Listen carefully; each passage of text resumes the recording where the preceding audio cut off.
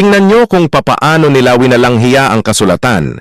Ito ay patungkol sa ikapo, isa sa matagal ng issue dati pa sa unang mga video ko. Alam nyo, yung prescription sa Biblia ang palagi kong iginigi-et. Ipinagpilitan kasi ng ilang mga ligaw na mangangaral kuno na ang ikapu ay utos sa Kristiyano.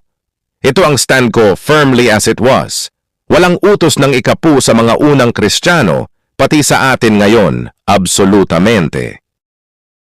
Ang dahilan, yung batas at mga propeta ay hanggang kay Juan ayon sa aklat ni San Mateo 11:13 at Lucas 16:16.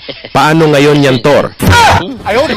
Ito yung verse na winalanghiya nila na nag-utos di umano si Jesus Christ ng ikapu sa verse na ito. Basahin natin. Mateo 23:23.